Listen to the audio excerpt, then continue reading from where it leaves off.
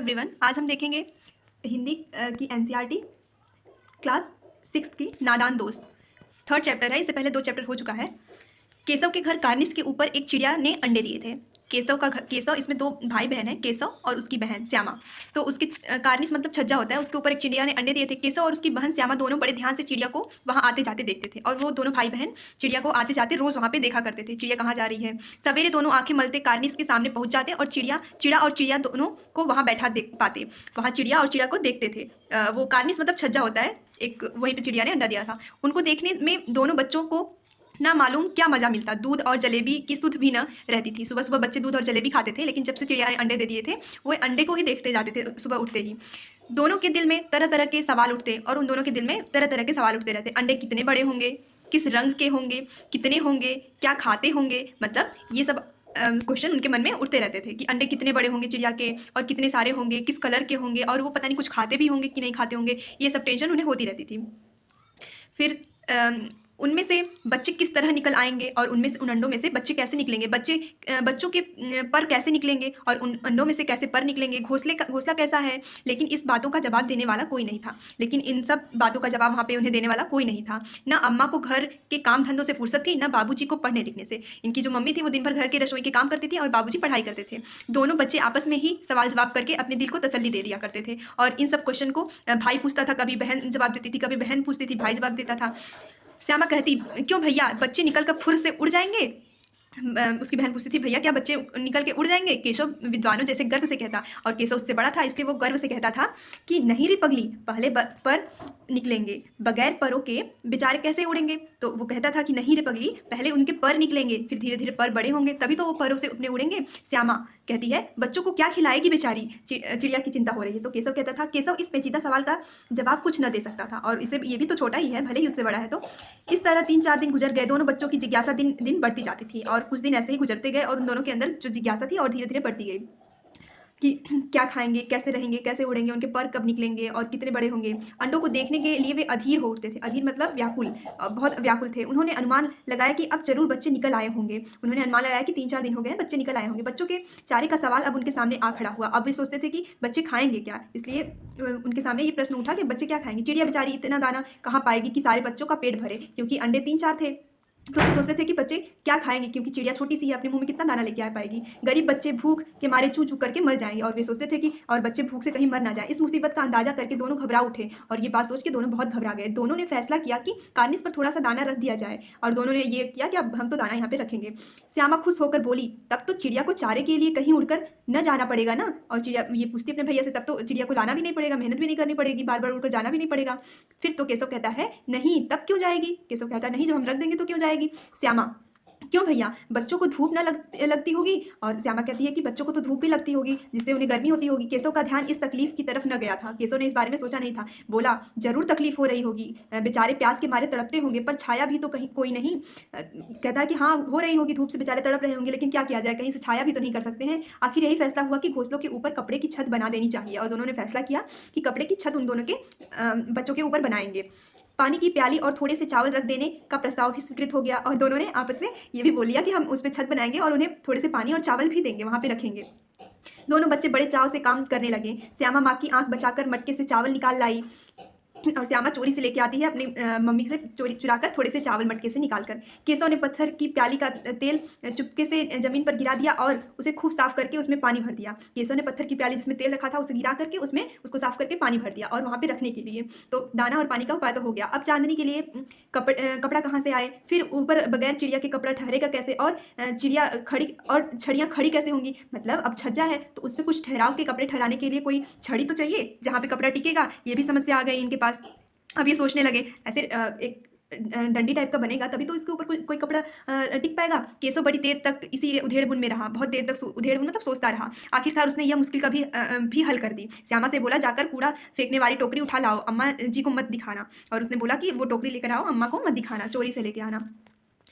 श्यामा तो बीच से फटी हुई है। श्यामा, वह तो बीच से फटी हुई है, उसमें से धूप न जाएगी? श्यामा ने बोला कि वह तो बीच से फटी हुई है, क्या उसमें से धूप नहीं जाएगी? केशव ने झुलाकर कहा, तू टोकरी तो ला, मैं उसका सुराख बंद करने की कोई हिम्मत निकालता हूँ, मतलब उसका कोई उपाय निकालता हूँ कि उसको ढक देते हैं और उसमें से जो फटा हुआ है धूप नहीं जाएगी उसमें से।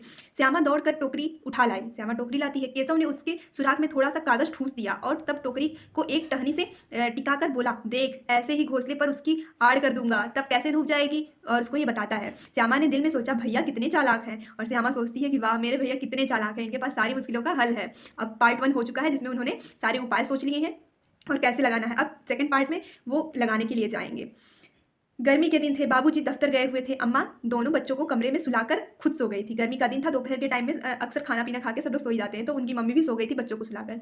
लेकिन बच्चों की आंखों में आज नींद कहाँ, लेकिन बच्चों की आंखों में नींद कहाँ, उन्हें नींद ही नहीं आ रही थी। उन्हें तो ये लग रहा था कि कैसे हम उसके छत पे डालें कपड़े। अम्मा जी को भलाने के लिए दोनों दम रोके, आंखें बंद किए, मौके का इंतजार कर रहे थे। ये लोग नाटक कर रहे थे सोने का। ज्यों ही मालूम हुआ कि अम्मा जी अच्छी तरह से सो गई हैं, दोनों चुपके से उठे और बहुत धीरे से दरवाजे की सिटकिनी खोली, बाहर निकल आए और इन्होंने धीरे से चुपके से बंद करके सिटकिनी खोल के बाहर आ गए। अंडों की हिफाजत की तैयारियां होने लगी। अब अंडों के ऊपर जो छत बनाना है जिससे कि धूप न जाए, उसकी तैयारियां होने लगी। लेकिन जब उससे काम न चला तो नहाने के चौकी लाकर स्टूल के नीचे रखी और डरते डरते स्टूल पर चढ़ गया, लेकिन वो पा ही नहीं रहे थे उसको। फिर इन्होंने स्टूल लगाया और उसके ऊपर चढ़ गए। श्यामा दोनों हाथों से स्टूल पकड़े हुए थी।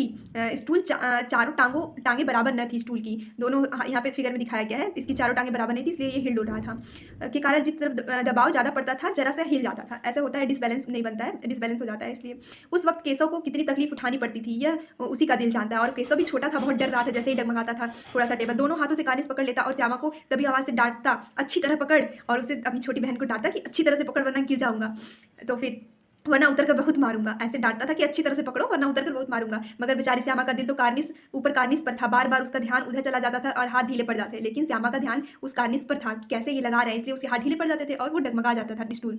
केशव ने ज्यों ही कार्निस पर हाथ रखा, दोनों चिड़िया उड़ गई। केशव ने देखा कार्निस पर थोड़े तिनके बिछे हुए हैं और उन पर 3 अंडे पड़े हैं। जैसे घोंसले उसने पेड़ों पर देखे थे वैसा कोई घोंसला नहीं है। श्यामा ने नीचे से पूछा, क्या भैया, क्या बच्चे हैं भैया? उसने देखा कि वहाँ पर कोई घोंसला नहीं है, लेकिन उस पे अंडे हैं। और इसने पूछा कि कितने बच्चे हैं भैया? फिर केशव कहता है कि 3 अंडे हैं, 3 अंडे हैं, अभी बच्चे नहीं निकले, अभी उसमें उस अंडे में से बच्चे नहीं निकले थे, बस अंडे ही वहाँ पे 3 थे।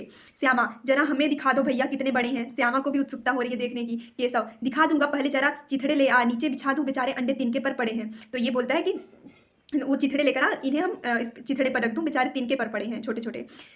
श्यामा दौड़कर अपनी पुरानी धोती फाड़कर एक टुकड़ा लाई। केशव ने झुककर कपड़ा ले लिया, उसकी कई तह करके उसने एक गद्दी बनाई और उसे तिनकों पर बिछाकर तीनों अंडे धीरे से उस पर रख दिया। और इसने क्या किया, अंडों को उठाकर उस कपड़े पर रख दिया अंडों को।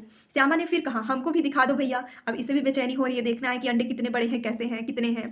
तो ये बोलती है कि भैया हमें भी दिखा दो कि कितने बड़े हैं। केशव, दिखा दूंगा, पहले जरा वह टोकरी तो दे दो, ऊपर छाया कर दूं। तो कहता कि दिखाऊंगा, पहले टोकरी ले आओ। श्यामा ने टोकरी नीचे से थमा दी और बोली, अब तुम उतर जाओ, मैं भी तो देखूं। केशव ने टोकरी को एक टहनी से टिकाकर कहा, जा दाना और पानी की प्याली ले आ, मैं उतर जाऊं तो तुझे दिखा दूंगा। ये बोलता है कि अब प्याली लेके आ, यहाँ पे रख दूंगा, फिर तेरी बारी आएगी देखने की। श्यामा प्याली और चावल भी ले आई। केशव ने टोकरी के नीचे दोनों चीजें रख दी और आहिस्ता से उतर आया। इसने रख दिया और धीरे से, आहिस्ता मतलब धीरे से उतर आया। श्यामा ने गिड़गिड़ा कर कहा, अब हमको भी चढ़ा दो भैया। केशव, तू गिर पड़ेगी। श्यामा बोलती है, न गिरूंगी भैया, तुम नीचे से पकड़े रहना। केशव, न भैया, कहीं तू गिरा पड़ी तो अम्मा जी मेरी चटनी कर डालेंगी। ये देखिए, भाई ने देख लिया, बहन को नहीं दिखा रहा है, फिर बेचारी परेशान है। कहेंगे कि तूने ही चढ़ाया था, क्या करेगी देखकर? अब अंडे बड़े आराम से हैं, जब बच्चे निकलेंगे तो उनको पालेंगे। हाँ, ये इसको नहीं देखने देता कि गिर जाओगी तो अम्मा मुझे डांटेंगी।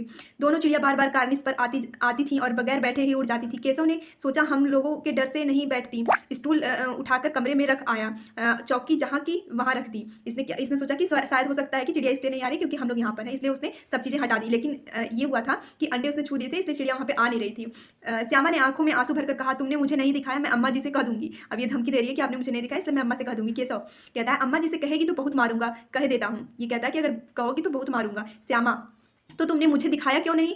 केशव कहता है, केशव, और गिर पड़ती तो 4 सर न हो जाते, और गिर पड़ती तो तेरे सर फूट जाते। 4 सर मतलब सर फूट जाना। श्यामा, हो जाते हो जाते तो हो जाते, देख लेना मैं कह दूंगी। इतने में कोठरी का दरवाजा खुला और माँ ने धूप में आंखों को बचाते हुए कहा, तुम दोनों बाहर कब निकल आए? मैंने कहा ना था कि दोपहर को न निकलना, किसने किवाड़ खोला? अब उसकी माँ इसी बीच आ जाती हैं और वो पूछने लगती है कि कौन, कैसे तुम लोग बाहर आए? किवाड़ केशव ने खोला था, लेकिन श्यामा ने माँ से यह बात नहीं कही। उसे डर लगा कि भैया पिट जाएंगे। केशव दिल में कांप रहा था कि कहीं श्यामा कह न दे, अंडे न दिखाए थे। इससे अब उसको श्यामा पर विश्वास न था। ये सोच रहा था कि कहीं श्यामा बता न दे, क्योंकि इसने अंडे तो दिखाए नहीं थे, लेकिन श्यामा बताती नहीं है। श्यामा सिर्फ मोहब्बत के मारे चुप थी, या इस कसूर में हिस्सेदार होने की वजह से इसका फैसला नहीं किया जा सकता। शायद दोनों ही बातें थीं। अब वो सोच रहा है कि ये बता क्यों नहीं रही है, क्या मुझसे प्यार करती है इसलिए बहुत ज़्यादा, या फिर ये भी इसमें हिस्सेदारी थी इसलिए इसका वो फैसला नहीं कर पा रहा था। फिर माँ ने दोनों को डांट डपट कर फिर से कमरे में बंद कर दिया और आप धीरे धीरे उन्हें पंखा झलने लगी।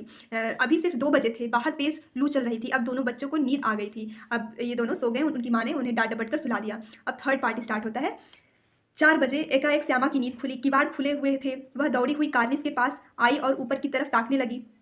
एकाएक मतलब अचानक से किवाड़ खुली, दौड़ती हुई कार्निस के पास आई और ऊपर की तरफ ताकने लगी मतलब देखने लगी। टोकरी का पता न था। संयोग से उसकी नज़र नीचे गई और वह उल्टे पांव दौड़ती हुई कमरे में जाकर जोर से बोली, भैया अंडे तो नीचे गिर पड़े हैं, बच्चे उड़ गए। तो आती है दौड़कर और देखती है कि बच्चे अंडे नीचे गिर गए हैं, तो जाकर अपने भाई से बोलती है कि बच्चे उड़ गए।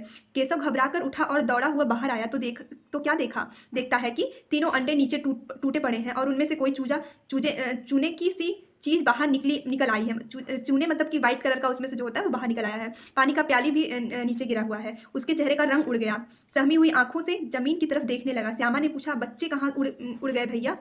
श्यामा पूछती है कि बच्चे कहाँ चले गए इसमें से, क्योंकि सिर्फ ऊपर का पार्ट दिख रहा है और अंदर से कोई सफेद रंग का कुछ दिख रहा है। केशव ने करुण स्वर में कहा, अंडे तो फूट गए। श्यामा कहती है, और बच्चे कहाँ गए? केशव तेरे सर में गुस्से से बोलता है, देखती नहीं अंडे में से उजला उजला पानी निकल आया है, वही 2-4 दिनों में बच्चे बन जाते जो पानी निकला है। माँ ने सोटी हाथ में लिए हुए पूछा, तुम दोनों वहाँ धूप में क्या कर रहे हो? श्यामा ने कहा, अम्मा जी चिड़िया के अंडे टूटे पड़े हैं। माँ ने आकर टूटे हुए अंडों को देखा और गुस्से में बोली, तुम लोगों ने अंडों को छुआ होगा।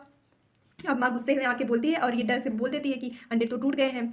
अब तो श्यामा को भैया पर जरा भी तरस ना आया। उसी ने शायद अंडों को इस तरह रख दिया था कि वह नीचे गिर पड़े, इसलिए वो गुस्से में आ गई थी। इसकी सजा उसे मिलनी चाहिए। बोली, इन्होंने अंडे को छेड़ा था अम्मा जी। अब ये बता देती है। माँ ने केशव से पूछा, क्यों रे? केशव भीगी बिल्ली बना खड़ा रहा। माँ तू वहाँ पहुँचा कैसे? श्यामा, चौकी पर स्टूल रखकर चढ़े अम्मा जी। केशव, तू स्टूल थामे नहीं खड़ी थी? अब ये बोलता कि तुम भी तो खड़ी थी। श्यामा, तुम्ही ने तो कहा था। श्यामा कहती, तुमने कहा था। माँ, तू इतना बड़ा हुआ, तुझे अभी इतने भी मालूम नहीं कि छूने से अंडे गंदे हो जाते हैं, चिड़िया फिर उन्हें नहीं सेती। अभी कह रही थी कि अंडे को छूने से चिड़िया फिर उन्हें सेती नहीं है, मतलब उसमें से फिर बच्चे नहीं निकलते हैं। श्यामा ने डरते डरते पूछा, तो क्या चिड़िया ने अंडे गिरा दिए हैं अम्मा जी? अब श्यामा पूछ रही है कि क्या इसलिए इन्होंने छू दिया था, इसीलिए चिड़िया ने ही अंडों को गिरा दिया? ये चीज़ श्यामा पूछती है अपनी माँ से। श्यामा ने पूछा, ये हो गया। माँ, और क्या करती? केशव के सिर इसका पाप पड़ेगा। हाय हाय, 3 जाने ले ली दुष्ट ने। और माँ कहती है कि इस बात का तो पाप तुम्हें लगेगा केशव, और 3 अंडे गिरे हैं इसलिए 3 पाप लगेंगे तुमने क्योंकि जान ली है अंडों की। केशव रोनी सूरत बनाकर बोला, मैंने तो सिर्फ अंडों की गद्दी पर रख दिया था अम्मा जी। ये बोलता है कि मैंने तो अंडों को सिर्फ गद्दी पर रखा था, मैंने उन्हें नहीं गिराया और नहीं तोड़ा है। माँ को हंसी आ गई, मगर केशव को कई दिनों तक अपनी गलती पर अफसोस होता रहा। अंडों की हिफाजत करने के जोग में उसने उनका सत्यानाश कर डाला। इसे याद कर वह कभी कभी रो पड़ता था। दोनों चिड़िया वहाँ फिर न दिखाई दी, और इतनी बड़ी भी गलती नहीं थी, इसलिए उसकी माँ हंसने लगी, क्योंकि वो हेल्प करना चाहता था। बच्चों को गद्दी पर रखना चाहता था, जिससे कि उन्हें तिनका चुभे ना और वो उसे धूप न लगे, इसलिए वो उसको छत बना दिया था। इसलिए ये बहुत बड़ी गलती नहीं थी, क्योंकि वो जानते नहीं थे कि अंडे को छू देने से चिड़िया उन्हें फिर से नहीं सेती है, वरना वो नहीं करते। इसलिए माँ हंसने लगी, लेकिन इस बात को सोचकर अब भी केशव कभी कभी उदास हो जाता है। तो थैंक यू।